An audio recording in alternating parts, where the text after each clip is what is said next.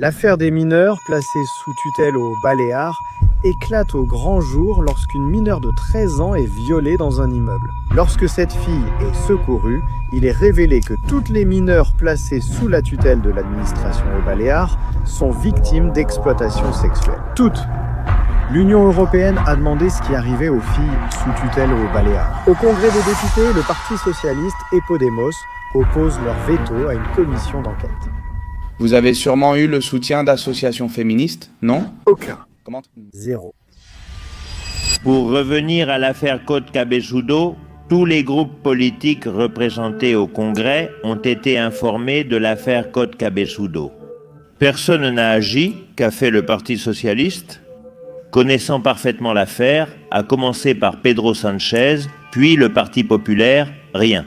Podemos, qui connaissait aussi l'affaire, qu'a-t-il fait? Rien. Voici ma question, et je pense qu'elle est extrêmement importante et pertinente. Qui sont généralement les auteurs de ces agressions sexuelles? L'administration des personnes ayant un certain pouvoir en son sein? Selon moi, il existe deux groupes. L'une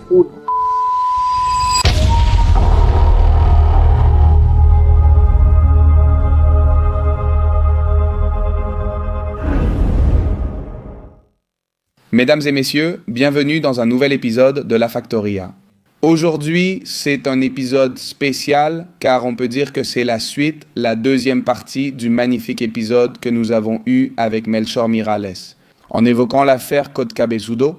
Mais cette fois, nous avons l'honneur de recevoir le fondateur de l'association Justice Poétique et l'avocat des victimes, Mario Diez. Comment allez-vous, messieurs? Tout va bien? Fantastiquement, en étant ici avec toi, impossible d'aller mieux. C'est un plaisir d'être ici aussi, pour bien. Tout d'abord, je veux vous remercier pour votre courage, pour avoir révélé tant de choses. Et la première chose que je veux vous demander concerne l'association Justice Poétique. Quelle est la raison d'être de cette association et comment est-elle née? Eh bien, en réalité, quand? L'affaire Côte Cabezudo éclate-t-elle publiquement avec la vidéo virale du 8 mars 2018? Quand? C'est une vidéo que je publie sur YouTube. Quand je vois qu'il n'y a pas de solution juridique à l'affaire, parce que la magistrate instructrice Ana Isabel Pérez Azenjo rend l'une après l'autre des décisions qui ne sont pas conformes à la loi. Et cela depuis plus de 5 ans. Nous essayons de faire avancer la procédure en déposant des demandes de détention provisoire pour Côte Cabezudo qui ne cessait d'intimider les victimes. Eh bien, à chaque plainte qu'il recevait, il prenait des représailles contre la plaignante. Et alors, quand?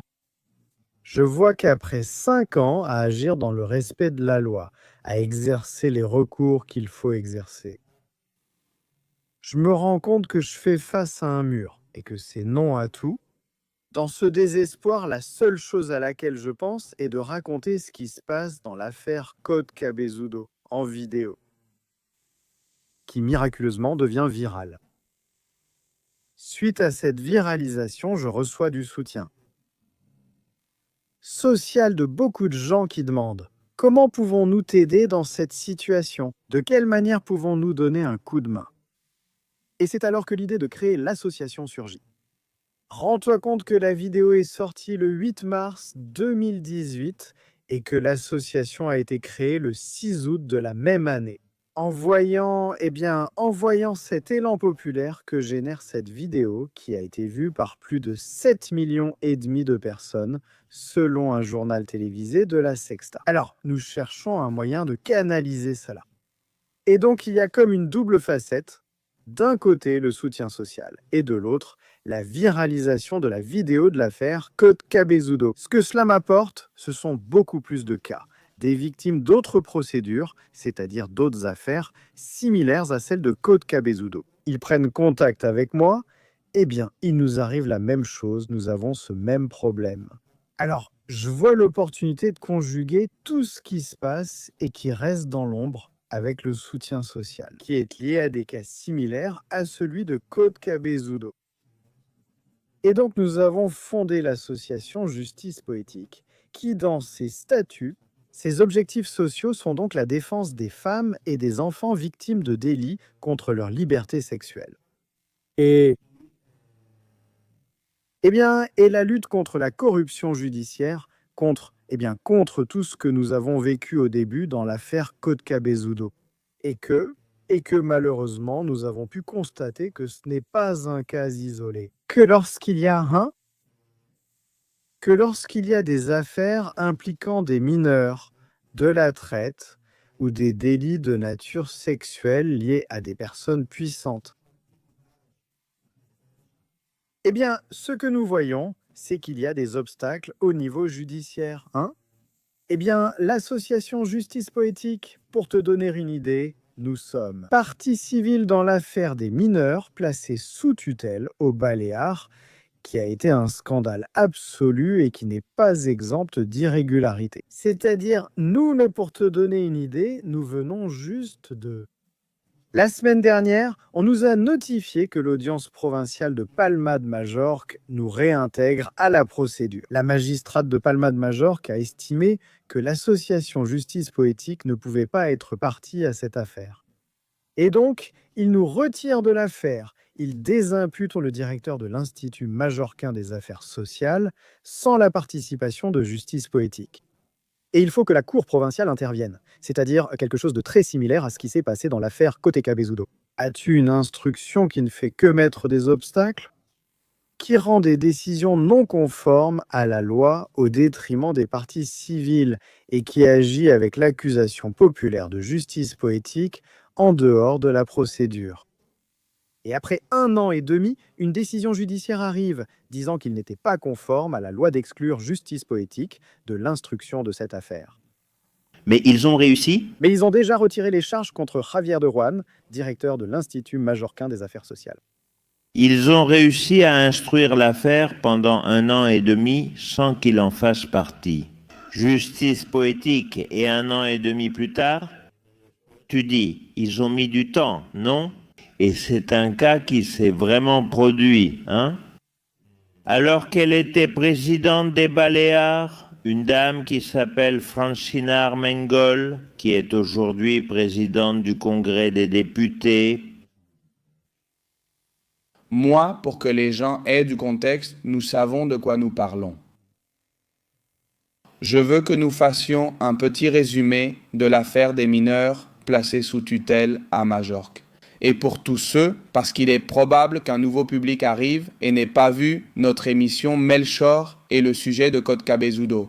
Avant tout, un résumé très bref pour que le public, dès le début de l'émission, dispose des connaissances et outils nécessaires pour suivre nos discussions. Mario Bueno, c'est le moment de le faire. L'affaire des mineurs placés sous tutelle aux Baléares éclate au grand jour parce qu'une mineure de 13 ans est violée dans un immeuble. Et quand? Quand cette fille est secourue. Il est révélé que toutes les mineures placées sous la tutelle de l'administration aux Baléares sont victimes d'exploitation sexuelle. Tous les éducateurs savent que cela se produit et ont signalé à l'administration, c'est-à-dire que c'était comme un secret de polichinelle parmi les éducateurs des centres, que toutes les filles finissaient par se prostituer. Ce n'est pas qu'elles arrivent, c'est qu'elles arrivent avec de nouvelles chaussures ou un téléphone. Et tout cela provient de l'exploitation sexuelle. C'est-à-dire que l'administration prend en charge des mineurs parce qu'elle dit qu'elles sont en situation d'abandon. C'est-à-dire que leurs parents ne sont pas aptes à s'occuper de ces filles. Et sous la tutelle de l'administration, elles finissent toutes dans des réseaux d'exploitation sexuelle. C'est le premier cas dans lequel l'association Justice Poétique se constitue partie civile, mais à partir de là, nous avons appris que la même chose se produit dans les Asturies, dans lequel Justice Poétique assure la défense d'une mineure qui a été agressée sexuellement et abandonnée dans le coma, pratiquement à cause de la drogue. Sous la tutelle de l'administration, et qui a été incitée par celle-ci, par le centre, quitter le centre. C'est-à-dire,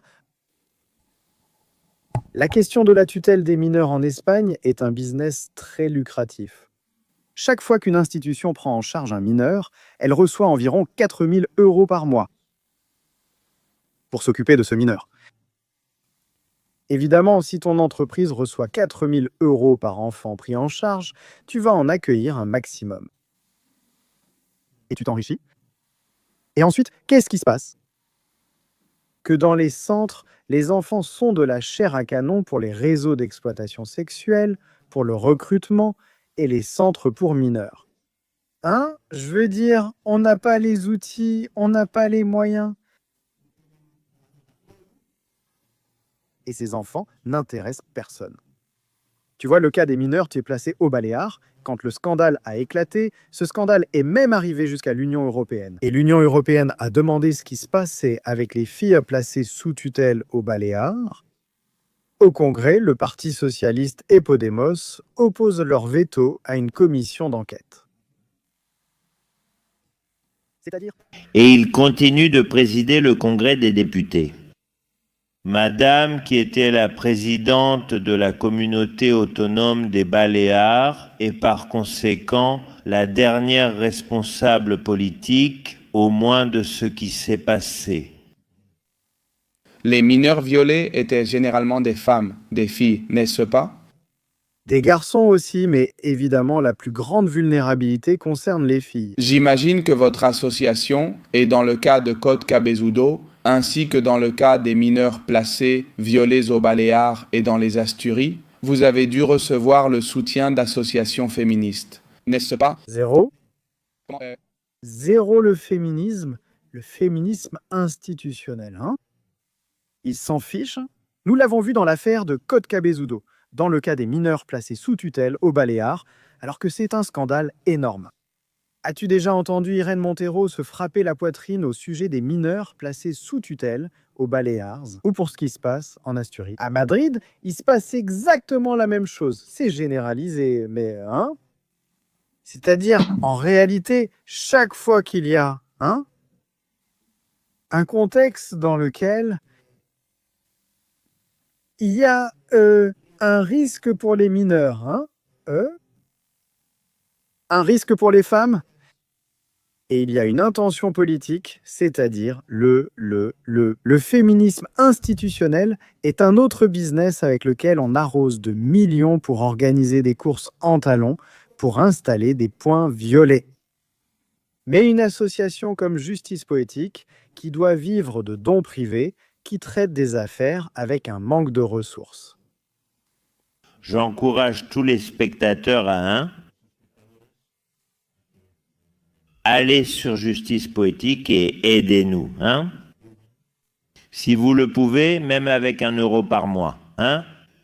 Parce que, comme le dit Mario, tout ce travail est fait sans ressources. Et nous n'avons aucune subvention publique et nous ne voulons pas d'argent public. Et c'est un travail, je crois, très important. Et ensuite, en ce qui concerne l'administration et les centres, que Mario a expliqué de façon résumée, mais parfaitement le sujet, je veux donner un chiffre qui est effrayant. Et c'est que dans ces centres où l'administration envoie les mineurs, qu'elle retire de leur environnement familial, la première chose qu'ils font dans ces centres, c'est la même chose que font ceux qui traitent avec des êtres humains dans les bordels, c'est la première chose qu'ils font. Jota, leur retirer les papiers, n'est-ce pas? C'est bien connu. Eh bien, ces mineurs, dès qu'ils entrent dans ces centres, on leur retire leur carte d'identité nationale. C'est-à-dire, c'est comme dans les réseaux de traite.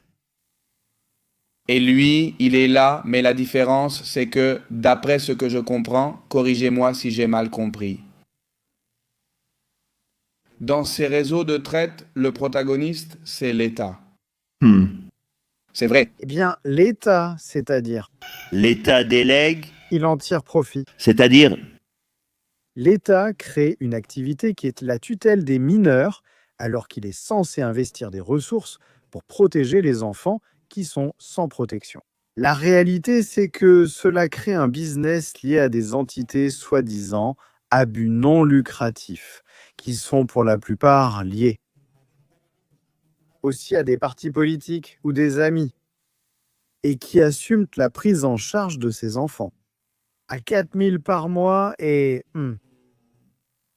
4 000 d'argent public. Bien sûr, évidemment, ça vient de l'argent public, des budgets. Et qu'est-ce qui se passe? Les enfants sont totalement sans protection. C'est-à-dire, ce n'est pas qu'un ministre vienne violer un enfant, c'est qu'on place des enfants sous tutelle, dont ensuite personne ne s'occupe vraiment pour les protéger. Pour que tu vois, c'est-à-dire, probablement là où nous avons vu, du début à la fin. Comment l'État intervient-il dans la tutelle d'un enfant, qui ensuite se retrouve sans protection d'une fille, dans ce cas, qui est sans protection, qui est agressée sexuellement, avec un total abandon de l'administration? Eh bien, c'est le cas qui arrive à Justice Poétique d'une mineure qui prend contact avec Justice Poétique via notre numéro WhatsApp, alors qu'elle est enfermée dans un centre pour mineurs. Après avoir été violée et après avoir passé quelques jours dans le coma, parce que la police l'a retrouvée après qu'elle ait subi son viol. Et elle me demande de l'aider d'une telle manière que, nous avons évalué le cas. Cela entre dans le cadre des statuts de l'association. D'accord, nous allons entrer dans ce sujet. Premier obstacle, comment un mineur peut-il obtenir un avocat en Espagne? Cette fille, qui est majeure qui a 16 ans, elle a 15-16 ans, elle veut me désigner comme son avocat et que Justicia Poetica la défende dans l'affaire qui s'ouvre pour son viol et face à l'administration afin de garantir ses droits. Eh bien, pour que cette fille puisse nommer un avocat, elle doit s'enfuir de son centre. Pour que je puisse aller avec elle chez un notaire et qu'elle déclare devant le notaire qu'elle veut que je sois son avocat pour la défendre dans l'affaire de son viol. Et face à l'administration, que se passe-t-il si nous arrivons chez le notaire sans carte d'identité, parce que l'administration lui a retiré sa carte d'identité? Et alors, toi, chez un notaire, pour que quelqu'un puisse signer une procuration, soit tu as des documents, soit tu dois venir avec 2 témoins majeurs qui certifient que tu es bien la personne que tu dis être. De telle sorte que je dois trouver 2 personnes qui savent qui est cette fille et qui viennent aussi chez le notaire pour certifier que cette fille veut me désigner. Son avocat est bien la personne qu'il prétend être. J'obtiens un acte notarié et il faut aussi trouver un notaire qui ait le courage de te faire un acte de ce genre. Je trouve le notaire, j'obtiens l'acte, une désignation d'avocat. Et en sortant de chez le notaire, je retourne à mon cabinet. Et la police retrouve la fille, l'arrête et la ramène au centre. Et pendant qu'ils sont en train de l'arrêter, elle m'envoie un message WhatsApp. L'après-midi, je vais au centre pour mineurs, un centre pour mineurs en régime fermé. Et j'y vais là avec mon acte notarié et j'enregistre la conversation avec l'éducatrice qui m'accueille. Je viens voir ma cliente, acte notarié, désignation d'avocat, et elle me dit « Non, tu ne peux pas voir la jeune fille. C'est le Principado de Asturias qui doit t'autoriser cela, et moi, c'est-à-dire que le Principado de Asturias doit autoriser un droit fondamental qui est l'assistance d'un avocat. Écoutez, que voulez-vous me montrer? À mon client, je dis non, vous n'allez pas la voir, parlez avec le conseil. Je dis non, je ne vais pas la voir. Je vais appeler la garde civile et demander qu'il rédige un procès-verbal indiquant qu'avec un acte notarié, vous ne me laissez pas voir mon client. Un assassin doit pouvoir voir son avocat, c'est-à-dire que la police arrête un violeur, un assassin, et l'accès à son avocat est immédiat, ainsi que la présentation devant un juge en moins de 72 heures. Et je lui disais, écoutez, vous vous rendez compte que vous privez un mineur de droit que même le pire des criminels dans ce pays possède?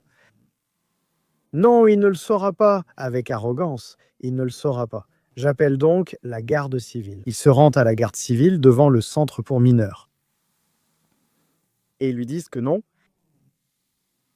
Le garde civil me dit, Mario, nous ne pouvons pas entrer non plus. et le garde civil me dit qu'il y a des cellules de punition dans le centre pour mineurs. Bon, eh bien je vais au tribunal pour présenter un habeas corpus pour en parler à une juge. J'ai ma cliente mineure retenue dans un centre fermé.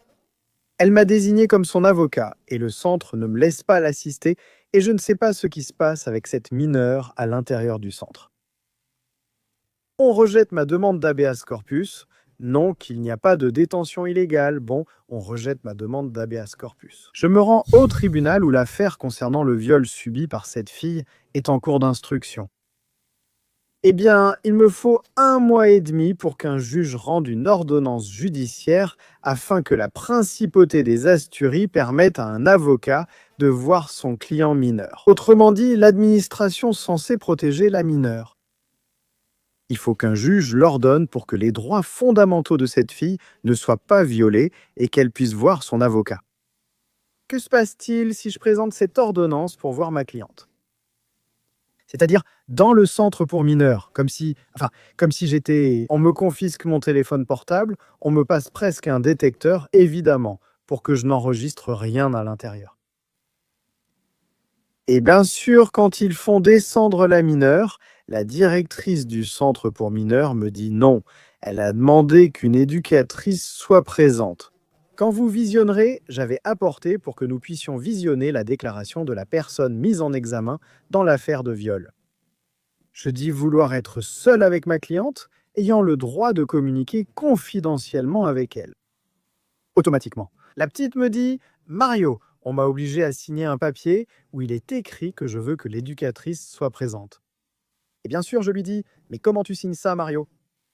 23 heures par jour dans une cellule disciplinaire, c'est-à-dire qu'on m'enferme 23 heures par jour dans une pièce de 2 par 2 où il n'y a qu'un matelas, et si je dérange trop, on m'enlève même le matelas.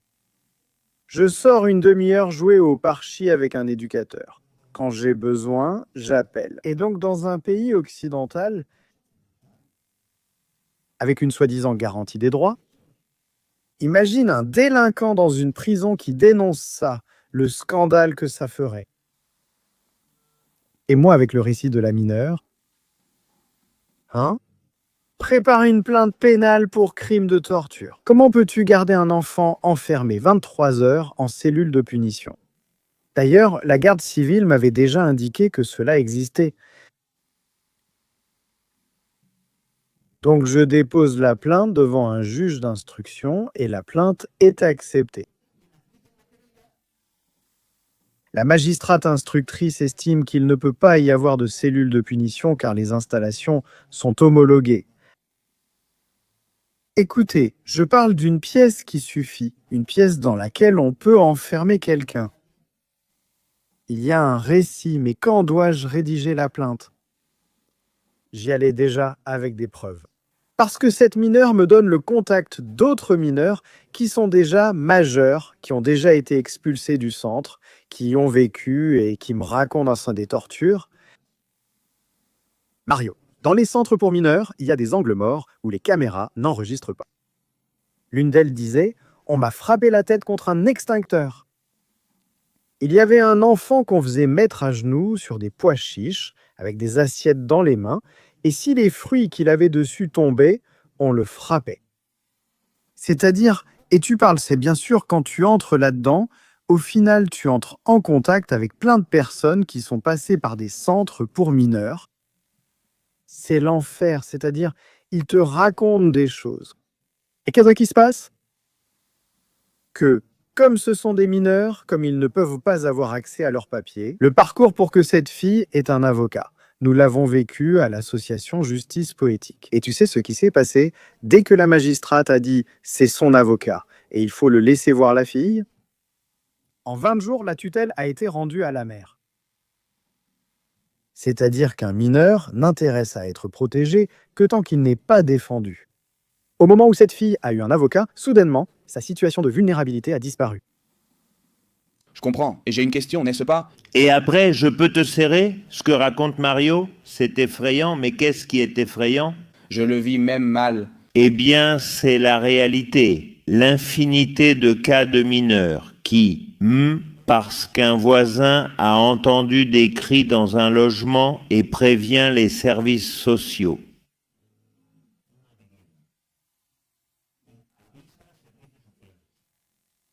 Et c'est donc un mineur qui, peut avoir une relation compliquée avec ses parents, mais qui n'est ni en danger ni rien, c'est juste qu'il a eu une. Mais un voisin a appelé parce qu'il a entendu des cris, des bruits de coups. Les services sociaux arrivent, ils emmènent le mineur. Comme je te le raconte, ils emmènent le mineur. Et ils le placent dans un centre. C'est comme ça que ça marche. C'est comme ça que ça marche, Jota. Et il y a une réalité statistique. Un autre cas de Saragosse. Pardon, Mario, ils ont emmené un garçon dans une circonstance comme celle que je viens de te raconter, et lui non plus n'avait pas de problème très grave. Et je me souviens d'une conversation avec sa mère qui me disait « Oui, on avait des disputes. » Eh bien, comme tant de parents avec leurs enfants, et ils l'ont emmené dans un centre, je me demandais pourquoi ils allaient prendre mon fils. Et au bout de 12-13 jours, ils appellent du centre et disent « Écoutez, venez ici. Votre fils a été retrouvé pendu dans la chambre. » Et le fils avait des problèmes. Ou bien... C'est-à-dire, mais le fils était chez lui et ils l'ont sorti, il vivait là avec sa famille, ils l'ont emmené, ils l'ont mis dans un centre et il a fini par se suicider.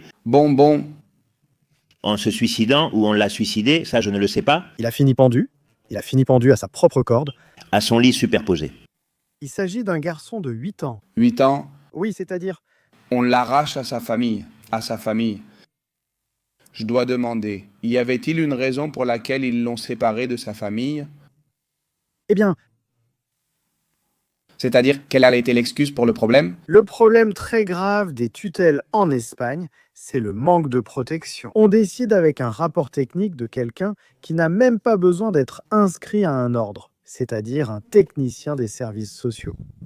C'est ce que dit Melchor, parce qu'un voisin a entendu qu'une dispute était plus forte qu'une autre. Il signe un rapport affirmant que l'enfant est en danger. Celui-là est en danger. Et alors les services sociaux attrapent l'enfant et l'emmènent dans un centre. Donc, il n'est pas nécessaire d'avoir une preuve que cet enfant est en danger. Il suffit d'avoir un seul rapport suffit pour retirer un mineur. Bien sûr, Un rapport, c'est-à-dire, Oui. ils vont chercher Des services sociaux, pas d'un psychologue, pas d'un psychiatre, pas d'un spécialiste des services sociaux. Et si cela arrivait aussi aux victimes de violences de genre, avec un rapport rédigé par une experte en études de genre, est-ce suffisant pour déterminer si elles méritent ou non une allocation pour maltraitance psychologique? Exactement. je l'ai enregistré ici, et ça, c'est-à-dire, moi déjà, en tant que président de Justice Poétique, j'ai été au Congrès. Quand on a discuté la loi de protection, la soi-disant loi Rhode du pianiste, la loi de protection de l'adolescence et de l'enfance. Quand l'État prend en charge un enfant, cet enfant, enfin cette affaire, peut prendre jusqu'à 2 ans avant de passer devant un juge. C'est-à-dire, tu es père et les services sociaux viennent et emmènent ton enfant. Et la procédure pour toi, t'opposer à l'ordre de retrait de la protection. À la déclaration d'abandon de ton enfant. Le rapport technique bénéficie d'une présomption de véracité, donc, c'est-à-dire la première chose, c'est de trouver le moyen de renverser cette présomption de véracité. L'administration rend le chemin tortueux. Et quand tu te retrouves enfin devant un juge, il s'est déjà écoulé au moins 2 ans pendant lesquels ton enfant est là, tu vois. Dans un centre, il est loin de toi. Avec les conditions dont nous avons parlé? Avec ce dont nous avons parlé. Qu'est-ce qui m'a effrayé? Statistiquement concernant les mineurs sous tutelle, presque tous les mineurs sous tutelle auxquels j'ai eu accès sont entrés dans les centres pour mineurs et sous la tutelle de l'administration, sans avoir commis de délit et sans avoir été victime de délits, principalement de nature sexuelle, et au sein de l'administration sous la tutelle de l'État. Ils commettent des délits et sont victimes de délits portant atteinte à leur liberté sexuelle.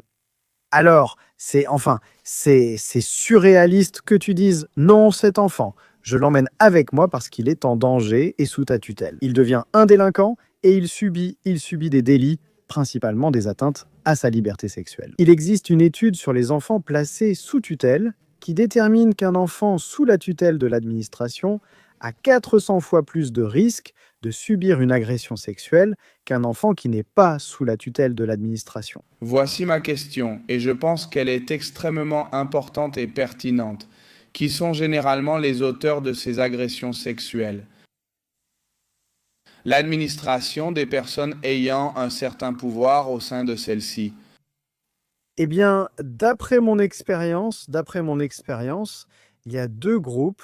L'un, toutes les personnes qui sont conscientes du système, c'est-à-dire des gens qui rôdent autour des centres de mineurs pour recruter des mineurs. Eh bien, on sait que des adolescents vont dans des centres de mineurs et qu'ils sont extrêmement vulnérables. D'abord parce que dans les centres de mineurs, presque tous sont maltraités. Ils vivent dans des conditions difficiles. Dans certains, on ne leur donne même pas à manger ni de vêtements. Un mineur d'un centre peut sortir et être exposé à n'importe quel danger dans la rue. Eh bien, comme ce qui s'est passé avec les filles placées sous tutelle aux Baléares, on te donne des chaussures, on te donne un téléphone, on te donne 30 € et elles finissent dans des réseaux d'exploitation sexuelle. Et puis, il y a un autre aspect, ce sont ceux qui profitent de cette vulnérabilité. Eh bien, en étant avec lui. Avec l'affaire Côté Cabezudo, un autre scandale a éclaté au Pays Basque. Concernant un centre pour mineurs où les mineurs se livraient à la prostitution. C'est-à-dire qu'il y avait des adultes qui prenaient rendez-vous avec ces mineurs et avaient des relations sexuelles avec eux. Et la personne qui dirigeait l'entité chargée de la tutelle de ces enfants, c'était un sénateur du Parti nationaliste basque. Donc c'est comme, au final, je veux dire, l'intégrité sexuelle d'un mineur. Eh bien, si tu places cet enfant dans une situation où tu le prives de la principale protection, qui est celle des parents. Je veux dire, je vois des enfants dont on suppose que les parents ne sont pas aptes à s'occuper d'eux, et pourtant ces parents sont fous d'inquiétude pour que rien n'arrive à leurs enfants. Et la petite fille que je défends dans la principauté des Asturies. C'est sa mère qui, à travers des comptes Instagram, localise où elle est en train d'être violée. Et elle va à la police pour dire « S'il vous plaît, allez à cette adresse que ma fille est là-bas ». Qu'il publie des stories où elle apparaît en train de se droguer avec un type. Et après, Et l'administration, c'est comme ça. que beaucoup de gens vont me critiquer, mais j'ai connu beaucoup de femmes et d'hommes qui travaillent dans ces services sociaux et il faut les voir. Et tu dis que ce groupe est celui qui prend les décisions concernant les mineurs. Je veux dire, je comprends parce que je vois l'étonnement sur ton visage, parce que ça ressemble à un film d'horreur. Vraiment, C'est la réalité, Jota. C'est ce que nous voyons toute la journée. j'aimerais être surpris car cela signifierait que je ne suis pas trop impliqué, mais je ne le suis pas. Cela m'horrifie simplement de savoir que cela arrive aussi en Espagne. Je veux aborder un sujet qui me semble extrêmement délicat et qui vient d'une phrase que tu as dite au début. Les obstacles que le système judiciaire met lorsqu'il s'agit de traiter, comme il devrait le faire, des affaires impliquant des mineurs et des personnes de pouvoir.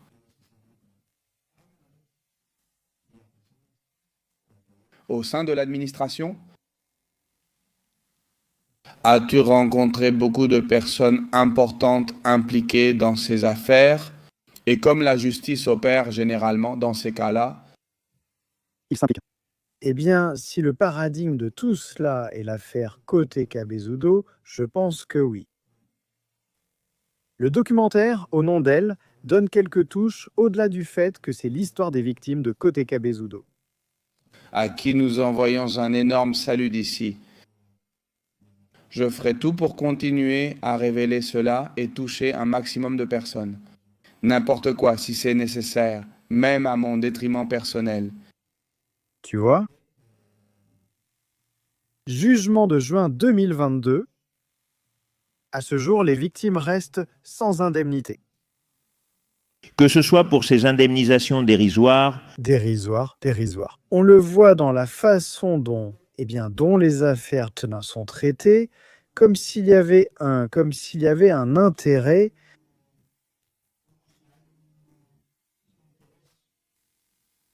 à prendre parti, hein. Politique d'une affaire. Tu parlais d'une justice qui semble d'un autre pays différente quand il s'agit de victimes qui n'intéressent pas le système. Je vais te donner un exemple quand ça éclate, hein. Quand l'affaire Dani Alves éclate, Putain, c'est chaud. Et il y a une condamnation et une indemnisation de 150 000 € pour la victime de Dani, pour la présumée victime de Dani Alves. je souhaite préciser ce point. Lorsque dans le jugement lui-même, il est dit que la version de l'accusatrice n'est pas soutenue par les preuves vidéo, Non, bien sûr. c'est-à-dire, attention, qu'à ce jour il est innocent, il a été acquitté, au final c'est tout simplement brutal. Désolé, mais je devais la faire. Bien sûr. Parce que dans le jugement lui-même, il est écrit « malgré les contradictions », pour ne pas dire les mensonges. En ce qui concerne la version de l'accusateur et les caméras de l'établissement où les faits se sont produits, je crois qu'il le dit presque littéralement « j'ai bonne mémoire », comme il a été cohérent dans le temps condamné, et c'est comme bordel. Bien sûr, parce qu'en plus, regarde si on établit un parallèle entre l'affaire de Dani Alves et celle de Code Cabeçudo. Ce sont des cas dans lesquels il y a dans les deux des vidéos des faits. Oui, tout à fait. Eh bien, dans l'un, le tribunal dit « bon, même si nous pouvons déterminer que dans ce qui est enregistré, tout ce que la victime a dit est un mensonge. » nous condamnons, c'est le cas d'Alves. C'est le cas d'Alves. Tout ce qui a été enregistré contredit ce qu'elle a dit cette passée. En somme, c'est-à-dire, dans ce que nous pouvons voir, elle ment, oui, et nous la croyons, sur ce que nous ne pouvons pas voir. Dans le cas de Code Cabeçudo, tout confirme que les victimes disaient la vérité, non? Nous acquittons pour folie dans 90, et je ne connais pas le pourcentage. Mais pour tous les délits d'agression sexuelle dont Code Cabeçudo était accusé, il a été condamné pour 2. Et on réclamait plus de 75 délits d'agression sexuelle. Beaucoup d'entre eux étaient enregistrés. Alors bien sûr, et ensuite tu vois 150 000 € d'indemnisation pour des faits dont nous savons comment ils ont été racontés. Dans le cas de Dani Alves, eh bien toutes les victimes de Code Cabeçudo qui ont obtenu une condamnation, toutes ensemble, n'atteignent pas cette somme. Ce qui a été accordé à cette autre victime, parmi toutes les victimes de Code Cabeçudo, 10 délits de nature sexuelle. En tout, cela fait 116 000 € d'indemnisation à répartir entre 7 femmes. Alors, bien sûr, tu vois bien comment, en fonction de qui est l'agresseur et qui est la victime, la justice est d'une manière ou d'une autre. C'est-à-dire, t'es d'accord à 100% avec l'affirmation que le féminisme crée des victimes de première et de seconde classe? Eh bien, je pense que le féminisme travaille, enfin, pour commencer, il me semble que le féminisme institutionnel s'efforce de faire de chaque femme une victime. Je ne parle plus au niveau juridique, mais de tout ce discours de victimisation. C'est-à-dire qu'aujourd'hui, toute femme impliquée dans le féminisme dominant se sent victime. Et ils vivent du fait que les femmes croient qu'elles sont victimes parce qu'elles sont des femmes, qu'elles soient réellement victimes ou non.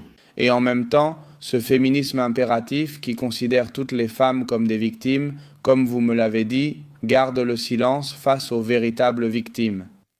C'est-à-dire, C'est un paradoxe que tu sais, tu sais qui c'est? parce que nous trois, nous sommes plus féministes, enfin féministes ou pas, j'aime parler aux féministes, mais nous nous battons davantage pour les droits des victimes, pour leur dignité. Vous êtes bien au-dessus de moi, je ne fais qu'offrir mon mégaphone pour que vous vous exprimiez. Je ne participe pas, ce n'est pas un concours. Chacun va faire ce qu'il doit, exactement. C'est précisément le point que je veux souligner. Vous deux, vous consacrez pratiquement votre vie à rendre dignité et justice aux mineurs placés, violés sous l'administration, aux victimes de Code Cabezudo, à toute personne ou à toute femme victime, surtout les mineurs. Je crois que c'est ce qu'on appelle la justice poétique. Et le féminisme, c'est ce qui m'impressionne le plus. Irène Montero, ministère de l'Égalité. Silence absolu. Bien. Silence total, voire dissimulation. voire dissimulation. Je veux dire qu'il ne s'agit pas seulement de silence. Je veux aussi dire lorsque, lors d'un vote, tu bloques, qu'on enquête sur des cas comme celui des mineurs sous tutelle aux Baléares. Donc tu t'impliques ça pour éviter une enquête, ce qui est déjà notable. C'est fou que les représentants politiques, face à un scandale d'agression sexuelle sur des mineurs placés sous la tutelle de l'État, votent pour qu'il n'y ait pas d'enquête. Alors, voyons, nous avons déjà eu ça dans l'affaire Côté Cabezudo. Un militant de Podemos au Pays Basque a demandé au parti de donner la parole aux victimes et que cela soit enquêté. Quand c'était encore à ses débuts, ils l'ont expulsé de Podemos, c'est-à-dire, il était là, je crois qu'il était avec toi, non? Dans une interview, oui. Qu'il soit à la Santipo importe peu. Toutes idéologies, les nôtres, Qu'ils lui ont interdit. il faut saluer cet homme pour sa cohérence avec ses convictions. Et je ne dis pas son nom, je ne m'en souviens pas, son prénom et son nom de famille. Est-ce que ça lui dérangerait que tu dises non? C'est que je crois qu'il est sorti. Bon, Eh bien, je rends hommage à cet ancien militant de Podemos. Même si nous sommes opposés idéologiquement, il faut rester cohérent. Et ce qui m'a manqué, c'est la cohérence de la part du féminisme, la cohérence de la part du camp progressiste qui prétend défendre la cause des femmes. Et vraiment, maintenant, vient une question très importante. Quel gouvernement y avait-il dans presque tous ces cas qui gouvernait? Où étaient ces mineurs placés, abusés? Les progressistes, ceux qui se disent progressistes. Cela ne s'est pas produit. Tu as dit que ça arrive aussi à Madrid. Madrid a des cas, Madrid a aussi des cas. Mais dans ce cas, ce n'est pas un sujet. Le problème pour moi avec la question des tutelles est endémique, c'est-à-dire, Ce n'est pas une question de PP, Parti Socialiste Ouvrier Espagnol ou Vox. Non, cela arrive partout où il existe des centres pour mineurs. Parce que le système l'encourage et parce que, bien sûr, tous ceux qui sont au pouvoir cherchent à préserver la paix. Mais Et ceux qui gouvernent ne veillaient-ils pas à ce que cela n'arrive pas, c'est-à-dire d'où qu'ils viennent, du Parti socialiste ouvrier espagnol, du PP ou d'ailleurs? aux Baléares, qui gouvernaient quand tout est arrivé avec les mineurs sous tutelle, les progressistes aux Asturies. les progressistes du Parti socialiste ouvrier espagnol, Il existe des cas très flagrants à Madrid. également si répandu dans les cas des centres pour mineurs à Madrid, cela se produit aussi. Donc ils ont tenté de le cacher, ou pour être sérieux, Nous avons aussi, oui, oui, c'est un problème, mais c'est un problème politique. C'est-à-dire quand je vais au Congrès pour la question des amendements à la loi de protection de l'enfance et de l'adolescence. C'est-à-dire, je suis devant tous les députés de tous les groupes politiques et je leur dis, écoutez, une association comme la nôtre se consacre à cela et vous allez légiférer sur la protection des enfants et des adolescents. Légiférer sur deux choses très simples que personne parmi vous ne pourra me contredire. C'est-à-dire, ce n'est pas évident, premièrement, voyons si ça me vient à l'esprit ce à quoi j'avais pensé. que n'importe quel mineur puisse y accéder facilement. Une irrégularité. Désigner un avocat. Désigner un avocat. C'est ce que je disais. Écoutez, vous ne trouvez pas que c'est du bon sens et que vous devriez tous être d'accord avec cette mesure? Sentez d'eux que tout mineur qui va être appréhendé par l'État pour être retiré à ses parents. Comme c'est le cas pour n'importe quel délinquant en 72 heures, il doit comparaître devant un juge et ce juge doit dire si la mesure de retrait est bien fondée. Écoute, c'est vrai que je crois que j'ai raté quelque chose ici, c'est-à-dire quand on retire un mineur à une famille parce que, selon un technicien des services sociaux, le mineur était en danger. Nous savons déjà que cela peut être subjectif et dépendre de ce qui passe par la tête de la personne qui travaille aux services sociaux. Aucune procédure judiciaire ne permet de vérifier la véracité du rapport. On retire et... C'est tout? Oui, il y a une procédure judiciaire si la famille s'y oppose. Qui te place devant un juge 2 ans plus tard? C'est vrai? Tu l'as dit? Alors, quand la police arrête un individu pour n'importe quelle raison, Quand une autorité arrête quelqu'un, cette personne doit être présentée devant un juge dans les 72 heures pour que le juge détermine si la privation de liberté de cette personne a été conforme à la loi ou non. Et je disais aux députés, est-ce que vous trouvez normal que le pire des assassins ait plus de droits qu'un enfant? Aucun d'eux ne levait la tête, l'audition a été enregistrée, ils restaient plongés dans leur dossier. Ils ne pouvaient même pas me regarder dans les yeux. Et je leur disais, écoutez, c'est la procédure d'amendement. Ajoutez ces 2 droits à chaque enfant parce que c'est une question de conscience. Ils doivent avoir un avocat et, si l'État les retire, être présentés à un juge sous 72 heures comme tout délinquant. Question pour vous deux.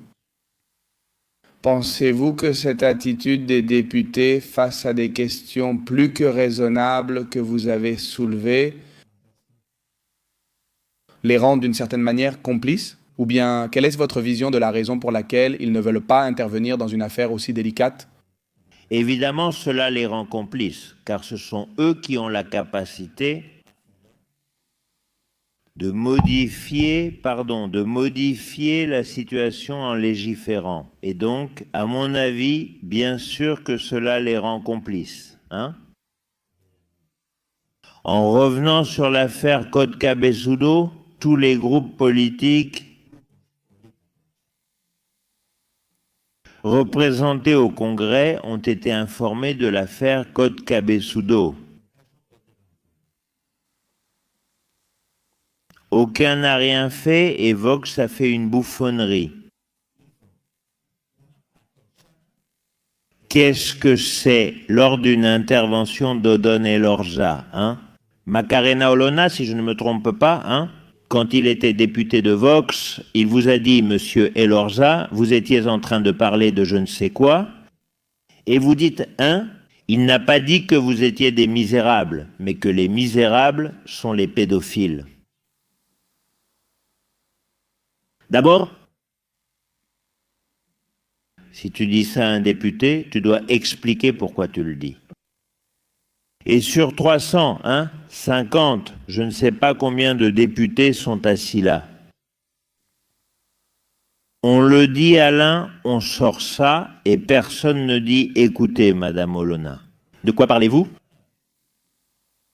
De quoi êtes-vous en train de parler? Même Olorza lui-même ne répond pas. C'est-à-dire, et c'est tout ce que Vox a été capable de faire au Congrès des députés. Et une autre fois, aussi à Elorza. Qu'est-ce qu'il a dit à Elorza? Il l'a utilisé dans une intervention disant non car c'est géant, puis a demandé « Vous, plus que des géants ». Il a parlé de grosses têtes, c'est-à-dire avec toutes les informations du dossier, grosses têtes.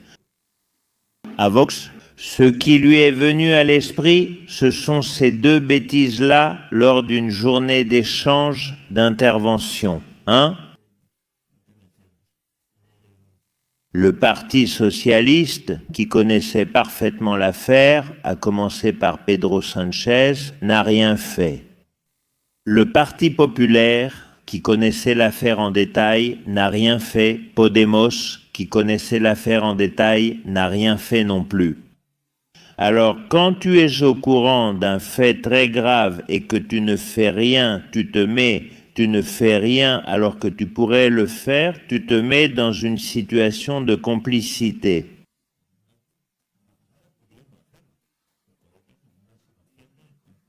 Je ne parle pas en termes pénaux, mais en termes moraux, politiques, bien sûr. Mais, et tu vois, j'irai même plus loin que Melchor.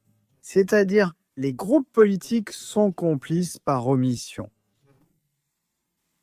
Mais la société, nous sommes aussi complices. C'est-à-dire, comment se fait-il qu'il y ait des personnes parmi nous qui élèvent la voix à ce sujet, avec toute la documentation à disposition de ceux qui veulent la recevoir, et c'est nous qui mettons les politiciens là où ils sont. C'est-à-dire que cela se produise dans une société où l'enfance devrait être ce qu'il y a de plus sacré. Nous savons que cela se produit et il ne se passe rien. Quelque chose d'aussi fondamental, c'est-à-dire tout ce qui arrive aux mineurs et qui est constatable.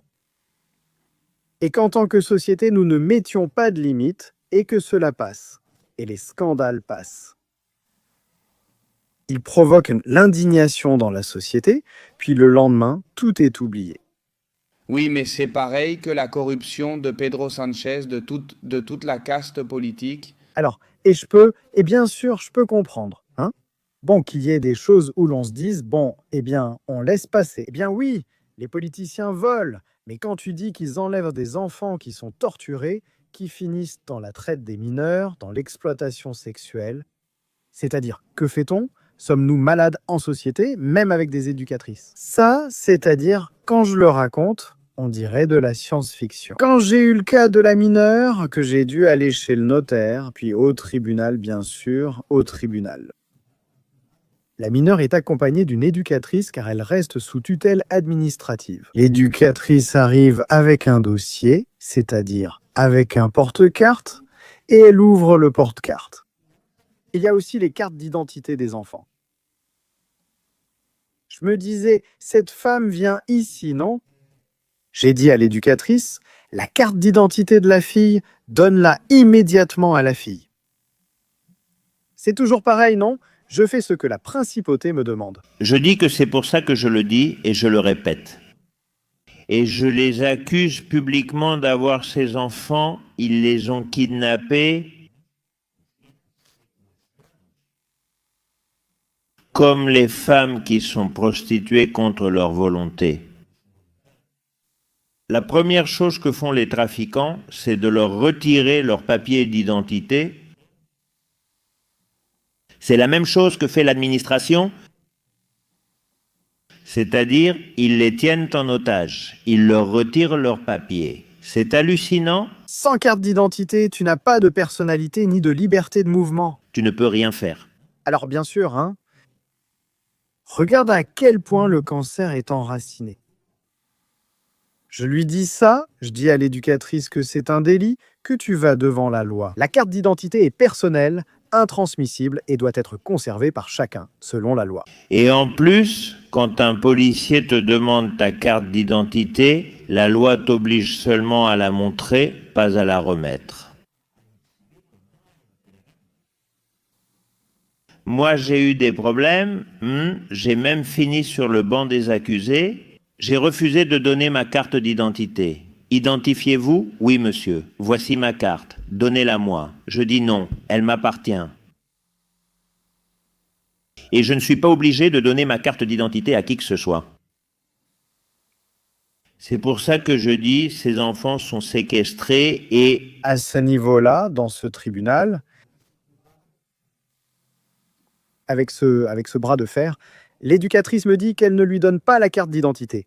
Et bien sûr, je lui ai dit, qu'est-ce que tu penses de toi qu'il va se passer si je vais voir la garde civile qui est là à l'entrée, au poste de contrôle, à l'arche de contrôle? Et je lui dis que tu as subtilisé les papiers, la carte d'identité de mon client. Elle rit et me dit, vas-y. C'était, ah, eh bien vas-y. Alors j'y suis allé voir la garde civile, et là-bas, ça a fait scandale.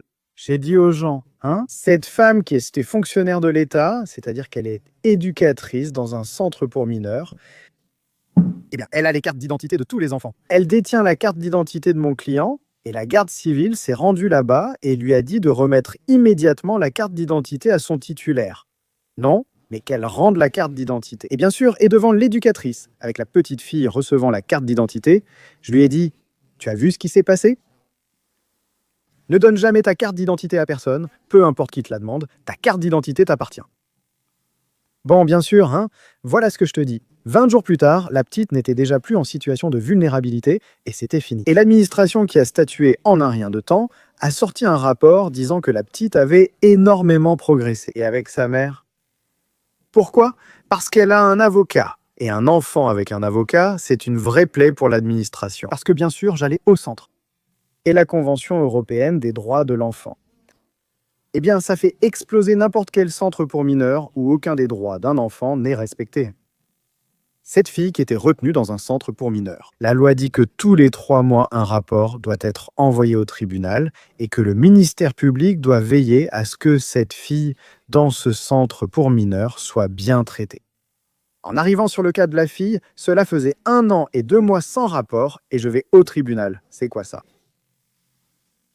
Alors, je rends une décision dans laquelle je prends la tutelle d'un enfant.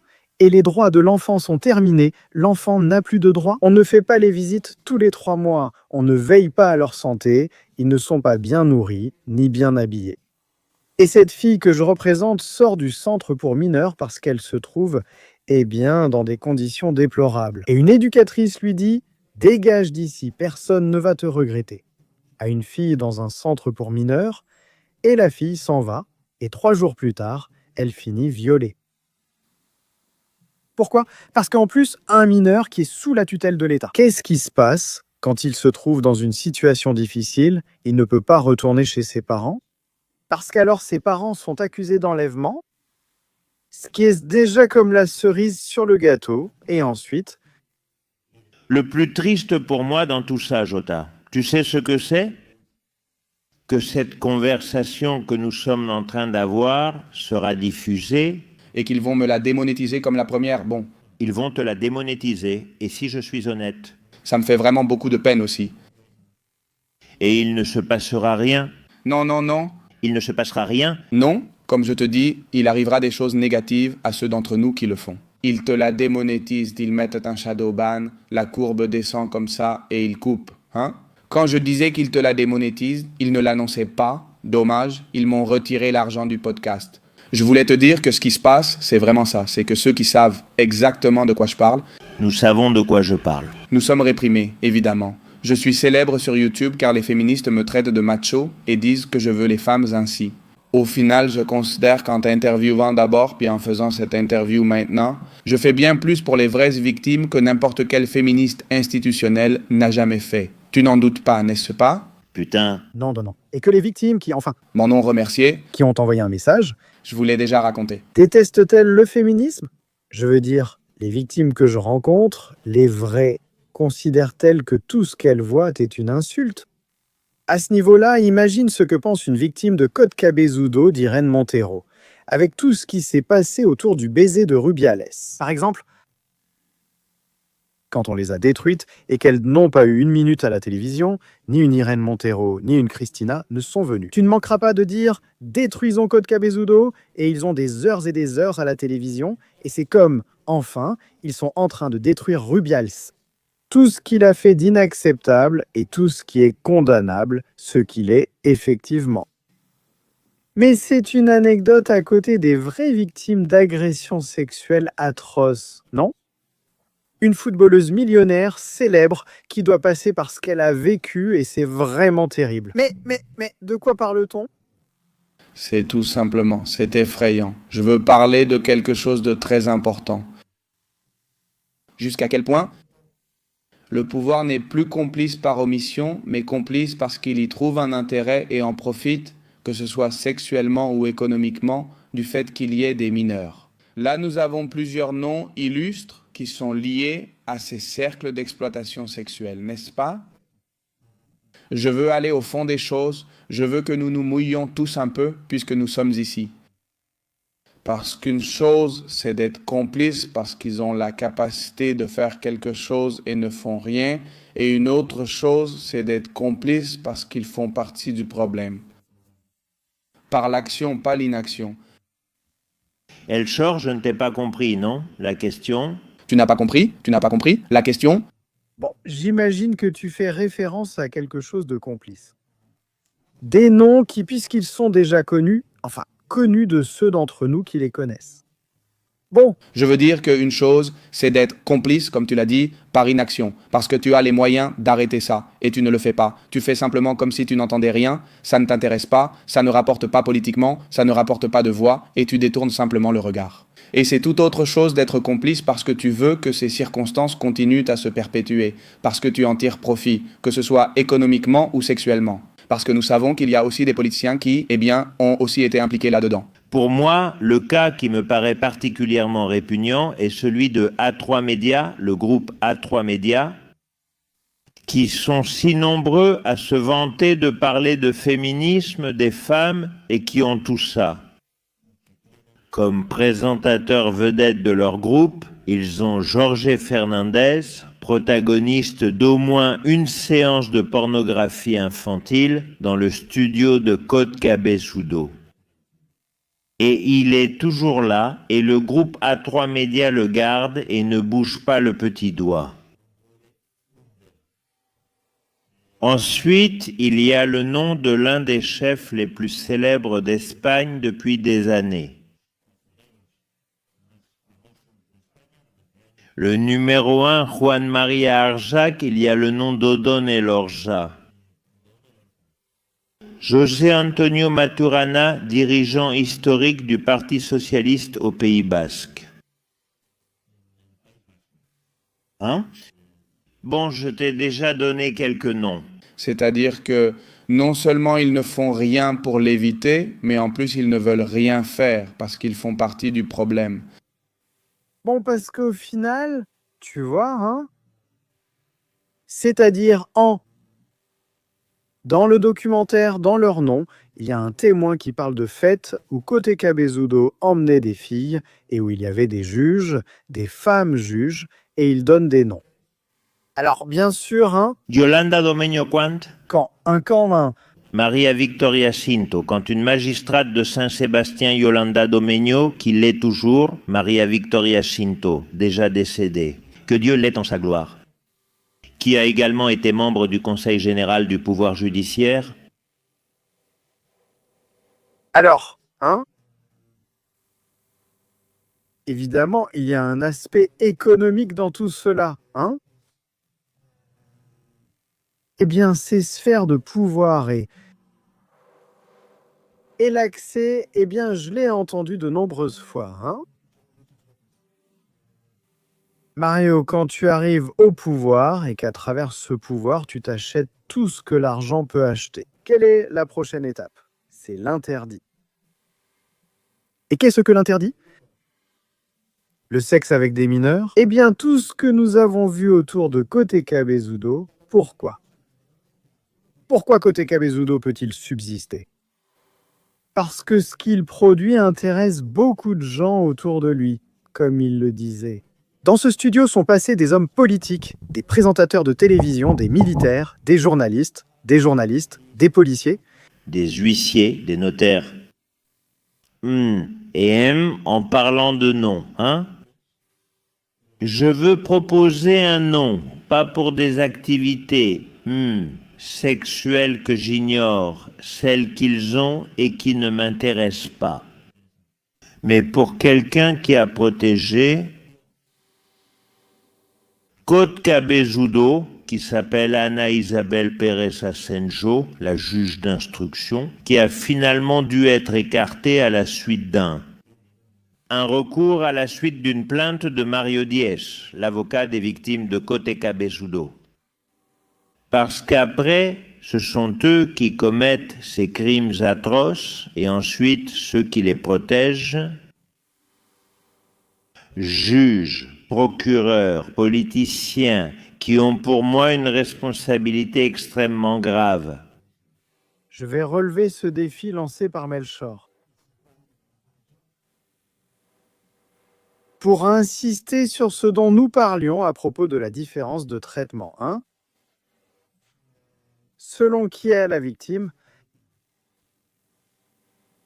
principale victime de Côté Cabezudo, avec un viol avec violence où elle a essayé de résister à 3 reprises, qui a été enregistré en vidéo, et il surmonte la force qu'elle essaie d'opposer et continue à la pénétrer. Cette victime qui subit ce viol et endure plus d'une décennie de création de matériel pornographique à caractère infantile diffusé à l'échelle mondiale. Elle était mineure? Mineure lorsqu'on lui a fait produire de la pornographie infantile et à peine âgée de 18 ans. Dans ce viol que le tribunal a considéré comme prouvé, il ne manquerait plus qu'il ne reconnaisse pas comme prouvé toutes les autres vidéos dans lesquelles Côté Cabezudo l'a pénétré également. Mais ça doit être que je ne sais pas que ton violeur... Eh bien, avec le temps, tu étais très d'accord, parce que dans les suivants, ce n'était plus le cas. Elle se défend, c'est ce qu'on appelle l'impuissance apprise, quand tu t'es défendu et que malgré tout, ça n'a servi à rien. Une victime apprend que se défendre ne sert à rien et que parfois, en ne se défendant pas et en se dissociant, on traverse une expérience moins douloureuse. Mais où voulait en venir cette victime avec ses crimes très graves derrière elle? La Cour provinciale de Guipuscoa considère que le préjudice moral subi par cette fille, par cette femme, s'élève à 35 000 €. Cette même Cour provinciale de Guipuscoa estime que le préjudice moral subi par Ana Isabel Pérez Asenjo, l'instructrice de l'affaire. Pour ce que j'ai dit à son sujet, il est de 40 000 €. Tu dois verser 40 000 € à Anna? Non. C'est moi qu'on condamne. Initialement, en première instance, à indemniser Ana Isabel Pérez Asenjo avec 60 000, Qui était la juge en charge de l'affaire, la magistrate instructrice? qui a dû être écartée de la procédure lorsqu'une plainte a été acceptée contre elle pour un délit d'omission de son devoir de poursuivre les délits de Code Cabezudo et qui a ensuite été désimputée. Alors, bien sûr, c'est comme, juste pour avoir parlé. Je cause un préjudice moral de 60 000 €. Et qu'est-ce que tu as dit? Excuse-la. Eh bien, la vidéo du 8 mars et les interventions que j'ai eues avec Melchor dans une émission d'Intereconomia et dans Gato Lago, dans l'émission de mai, Gusta? les chats. José Antonio Avellan, Gens de bien? la jungle ou quelque chose comme ça, qu'est-ce qui se passe? D'ailleurs, sur cette condamnation n'est pas définitive. On vient de me transmettre une ordonnance de clarification concernant l'arrêt d'appel. Et bon, je suis dessus, ce n'est pas encore public, donc je te l'annonce à toi en premier. Ici, je prépare un pourvoi en cassation devant la Cour suprême pour contester cette condamnation pour la prétendue atteinte au droit à l'honneur d'Ana Isabel Pérez Asenjo. Et si ce n'est pas à la Cour suprême, j'irai devant le tribunal constitutionnel, et si je dois aller en Europe, j'irai en Europe. Tu ne vas pas lui payer? Parce que bon, je veux dire, si la justice me condamne et que ça finit par une décision définitive, eh bien, c'est une décision définitive. Et voilà, et il faudra, je veux dire, et s'ils ne vont pas me saisir, ou bon, eh bien, la justice viendra, alors nous utiliserons tous nos moyens juridiques pour nous défendre. Dans ces cas-là, La justice n'existe pas. La justice t'écrase? Oui, elle t'écrase, et quand ce sera définitif, je ne pourrai pas être comme Code Cabezudo. 3 ans à éviter de payer cette indemnisation. Mais le point, c'est que toi, on te condamne à 60 000 € pour quelques mots. Pour quelques mots, et une victime violée et exposée pendant des années à du matériel pornographique infantile. La moitié, la même audience du même tribunal provincial de Guipuscoa. Fina, et c'est la peau d'Ana Isabel Pérez Asenjo, mais celle des victimes de Code Cabezudo doit être bien plus épaisse. Toi, en tant qu'avocat, toi, en tant qu'homme de loi, une personne qui se consacre au droit, tu ne te rends pas compte que la confiance dans le système est à son niveau le plus bas de l'histoire? Absolument. Absolu. Qu'il n'existe pas de justice, que tout cela n'est qu'une mascarade, qu'il n'existe pas de liberté absolue, qu'il n'existe rien en vérité, il n'existe que les puissants et le reste. Il y a des citoyens de première classe et des citoyens de seconde classe. Ça n'a aucun sens. Rien de ce que vous m'avez raconté, ça n'a aucun sens. Que le même tribunal te condamne à payer 60 000 pour avoir dit, comme si tu l'appelais, comme si tu appelais. Le pire que tu puisses imaginer que ce n'est pas le cas. ce n'est pas le cas. Mais imagine que ça l'aurait été 2 fois plus pour une mineure, ce qui aurait été brutal. Esprit violé par Code Cabezudo. Et en plus, si ce matériel a été distribué, mais C'est en plus, sur Internet, c'est que de plus, regarde, on est dans le contexte actuel. Parce que, en fait, l'essence de ma condamnation, c'est que, ce qu'ils disent, c'est que ce que j'ai transmis, comme si ce n'était pas fondé sur des faits avérés, enfin, au niveau pénal. Parce que pendant qu'Ana Isabel Pérez Asenjo suit la voie civile pour essayer de me faire condamner à lui verser une indemnisation de plusieurs millions, la justice, le parquet ouvre une procédure pénale pour les mêmes faits qui ont été traités à Madrid, parce que l'émission a eu lieu à Madrid, et là-bas, un juge a classé l'affaire, en disant que tout ce que ce monsieur a déclaré et tout ce que j'ai déclaré était d'une véracité absolue et d'une évidente pertinence publique. Moi, étant véridique et d'intérêt public, il ne peut y avoir ni injure ni calomnie. Alors, qu'est-ce que je dis, moi? Un avocat est en train d'être condamné pour avoir donné son avis sur l'action d'une magistrate dans une instruction publique, dans une affaire d'une importance absolue. Cette magistrate ayant été écartée de l'affaire pour ne pas avoir rempli son obligation de poursuivre les délits de Code Cabezudo. Et je peux être condamné? Moi, quand on entend le ministre de je ne sais quoi dire qu'un certain juge commet un abus de pouvoir. C'est-à-dire, on accuse des juges de délit et quelqu'un va condamner Marlaska, Bolaños, Sanchez pour avoir dit que les juges rendent des décisions injustes en toute connaissance de cause. Ici, il n'y a pas de condamnation ni de juges écartés pour manquement à leurs devoirs. Alors, tu te rends compte que ce que tu disais, toi, comme la justice est instrumentalisée, et moi, en tant qu'avocat, je constate que de plus en plus de gens pensent que lorsqu'ils ont un problème, le mieux est de le résoudre eux-mêmes. À la napolitaine, Totalement, j'en fais partie. pourquoi irais-je en justice si la justice va m'écraser? Corrige-moi si je me trompe, mais les lois ont deux raisons. Tu punis une personne qui commet un délit. D'abord, pour que la société comprenne que certains comportements sont déplorables et aussi pour éviter que les victimes ne se vengent. C'est-à-dire non, je ne vais pas prendre les choses en main, je ne vais pas régler ça moi-même parce que j'ai confiance en la justice, en ce qu'ils vont s'occuper de l'affaire. Donc moi, en tant que citoyen exemplaire, je dois placer ma confiance et le droit à ce que mon honneur prévale entre les mains de l'État. Quand cela n'arrive pas, quand cela n'est pas respecté, et nous savons que ce n'est pas respecté avec l'occupation, avec, beaucoup de choses. Les gens commencent à se demander, est-ce que je vais appeler la police si quelqu'un entre chez moi? Moi, je fais partie des bons. Ce que tu décris, c'est la base de l'état de droit, exactement.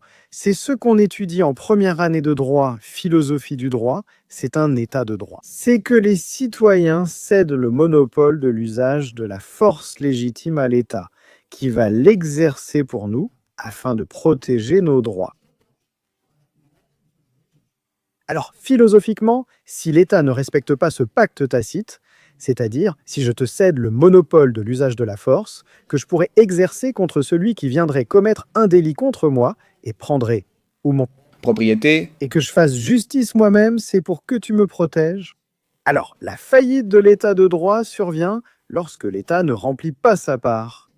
C'est que tous les citoyens ont convenu que nous n'allons pas nous tirer dessus pour résoudre nos problèmes. La violence appartient à l'État. Maintenant, que se passe-t-il? Nous voyons de plus en plus que l'État exerce la violence sur les citoyens au lieu de la diriger contre les délinquants. tout à fait. Et donc, ils portent atteinte à ta propriété et celui qui est le mieux protégé, c'est le délinquant, pas le citoyen. Et ça, dans les procédures pénales, c'est l'absence de prise en compte de la figure de la victime. On a essayé de résoudre cela en 2015 avec une loi qui était le statut de la victime d'infraction, parce que la victime était une figure qui n'existait pas dans le droit pénal. Dans un système qui, contrairement à celui des États-Unis, n'est pas purement punitif. Aux États-Unis, c'est tu fais, tu paies, on te punit. Et aux États-Unis, ils ont un grand avantage sur nous. Ils n'ont pas entièrement cédé le monopole de la violence à l'État. Oui, c'est un autre débat, un autre sujet.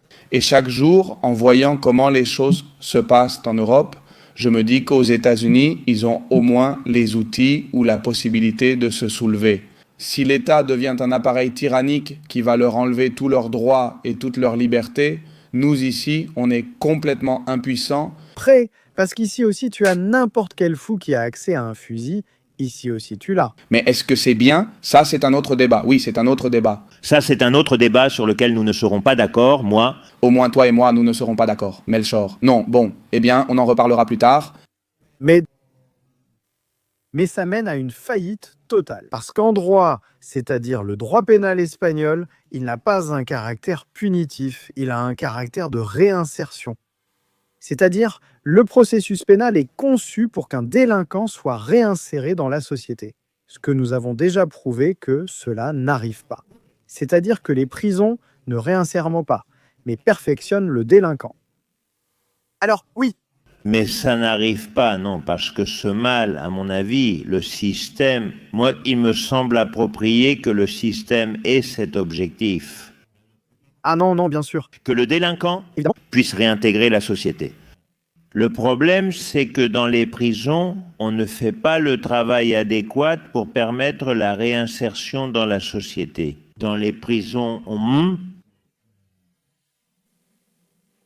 y met les gens et Les prisons sont une université du crime.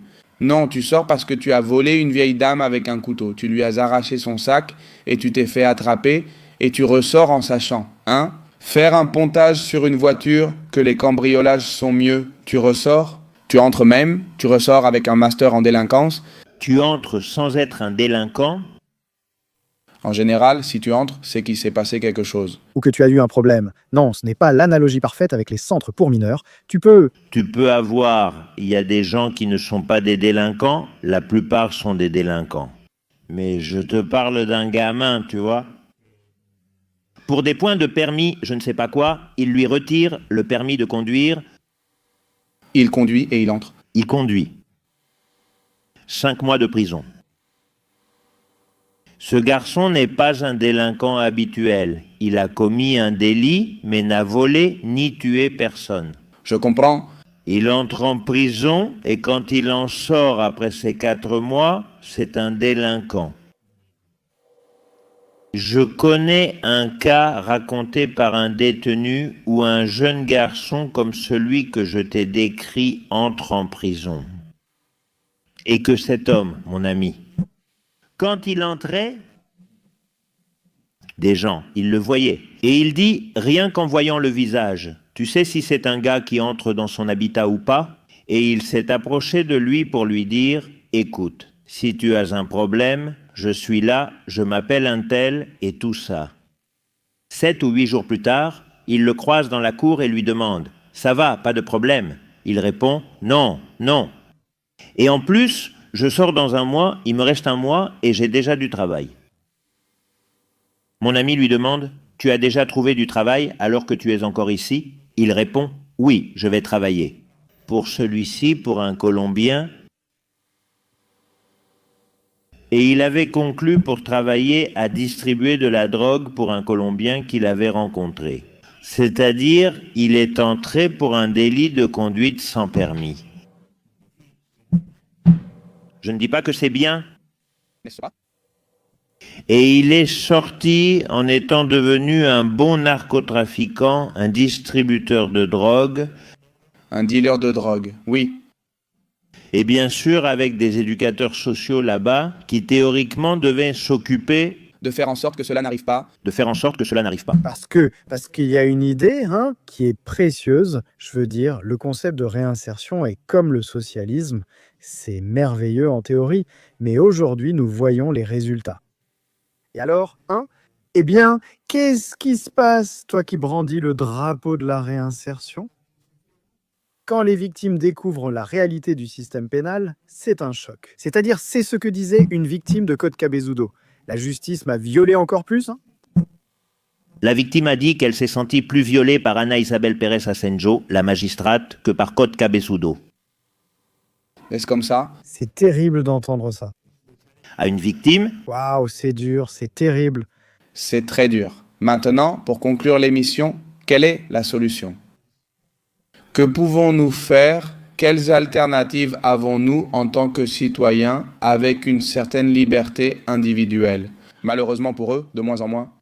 Qui sommes-nous? Qu'est-ce que vous diriez, vous deux? Que pourrions-nous faire pour avoir un pays plus juste?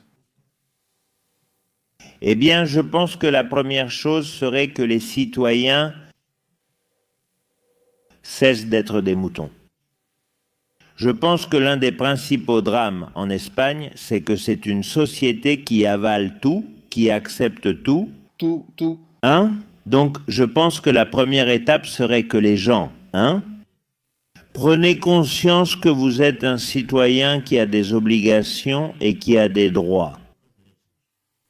Et qu'ils réagissent face à la réalité politique, judiciaire, qu'ils réagissent, La première réaction, c'est le jour où l'on va déposer son vote, Et sans cette étape, si les citoyens continuent d'avaler tout ça, il n'y a pas de solution. Cela n'a pas de solution. Oui, en plus, je pense que, pour moi, ce serait très important que les gens, c'est-à-dire, il y a comme une idée de séparation. Tu vois les citoyens parler des politiciens comme si les politiciens tombaient, Qu'ils venaient de Mars, oui. qu'ils tombèrent du ciel et atterrissaient là. Boum, directement au Congrès. Écoute, on dit que les politiciens dégoûtent. Et toi? Bien sûr qu'il les met là, les politiciens. Qui les place ici? D'où viennent-ils? De la société espagnole? C'est vrai. Alors, qu'est-ce que c'est? Une société Malade? corrompue, parce que tout le monde l'est, non? Avec ou sans facture. Et donc si je peux prendre par ici, je peux prendre par là? C'est-à-dire? Ce n'est pas comme ça. Je le comprends. Eh bien, Allez, l'histoire de la facture et tout ça, je comprends. mais c'est... Mais oui, mais c'est que je comprends l'analogie. Bon, à Melchior, c'est déjà une société corrompue, oui. Bien sûr, et les politiciens viennent de là, et ce sont les citoyens qui placent les politiciens. Pour moi, c'est ne pas vouloir prendre ses responsabilités. Parce que prendre ses responsabilités, c'est faire quelque chose et les gens sont à l'aise à ne rien faire.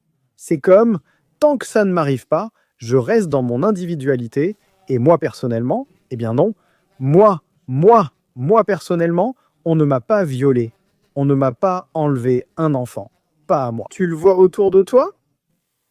Chacun reste individualiste et irresponsable, car assumer ses responsabilités demande des efforts. Tu sais, moi je me suis retrouvé dans cette situation, et ça m'a vraiment déprimé. Parfois, rarement, parce qu'en vérité, comme l'a dit Mario, je ressens aussi du soutien social. Quand tu m'as interviewé, j'ai reçu beaucoup de soutien de la part des gens qui l'ont vu et tout ça. Mais il m'est aussi arrivé parfois, lors d'un dîner où tu vas avec des amis, de rencontrer quelqu'un qu'on te présente et tout ça. Et qui me dit, Melchor, putain, t'es lourd avec Côte Cabezudo, putain, mais arrête un peu avec Côte Cabezudo toute la journée.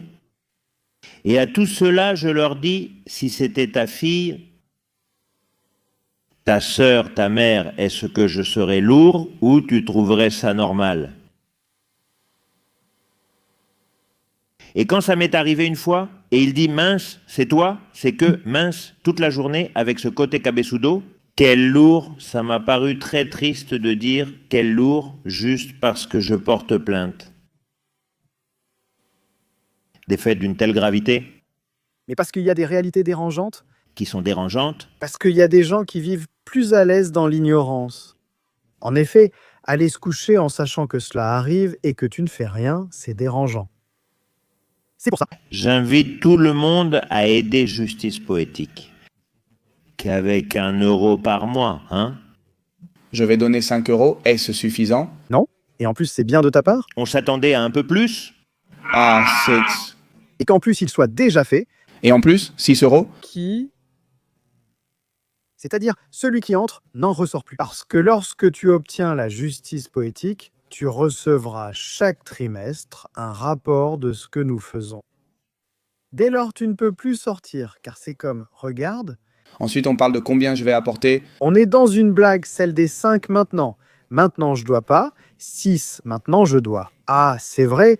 6, maintenant, je dois formuler une accusation dans une affaire de traite de jeunes filles prises en charge par Aldéas Infantile en Galice. Viens, gouverne là-bas.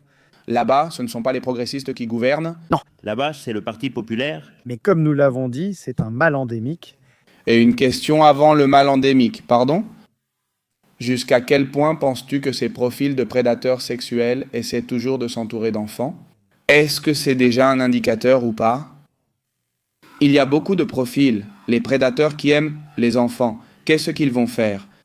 Ils cherchent à se rapprocher des écoles, car celles-ci ont des parents, ce qui est préférable. Donc, que font-ils? C'est clair, c'est que les centres. Les centres, c'est brutal. C'est l'endroit idéal. Bien sûr, rien, même la fille n'a pas de carte d'identité. Bien sûr. Quelqu'un va y aller. C'est une ruche, le miel c'est ça. Il suffit de mettre le miel là et d'attendre que l'ours vienne. C'est vraiment dommage et voilà, je vous remercie vraiment beaucoup pour votre courage. Espérons que, on ait au moins un point. Le travail essentiel et celui qui mérite tous les éloges, c'est Mario. Je ne fais pas de fausse modestie, c'est juste la vérité. Et c'est lui qui passe toute la journée à courir partout, hein? Il s'occupe des affaires judiciaires, hein? Et tout le mérite revient à Mario. Eh bien Mario, hein, tu es vraiment formidable. J'admire énormément ton travail. J'espère que nous pourrons obtenir des résultats concrets en faveur des victimes et surtout Nous y arrivons déjà, hein? Essayer aussi de créer un système dans lequel il n'y ait plus de victimes. Ce serait l'idéal. Et justice pour celles qui... Bien sûr, cela dépend finalement de la mobilisation sociale.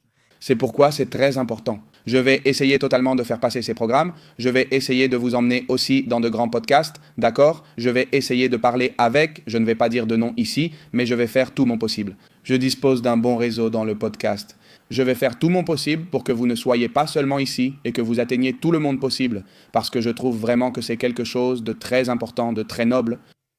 Et je me suis réveillé de ce que j'appelle la matrice, quand je me suis rendu compte qu'un grand nombre de nos politiciens, surtout dans le pays phare de la démocratie occidentale, tout clinquant, les États-Unis avaient des problèmes endémiques de pédophilie terribles au sein de leurs élites.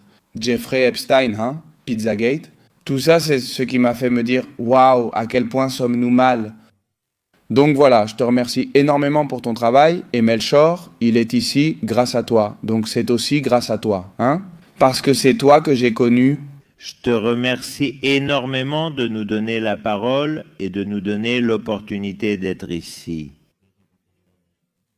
La vulgarisation est essentielle. Également, totalement. Ainsi, Que rien... la diffusion est fondamentale.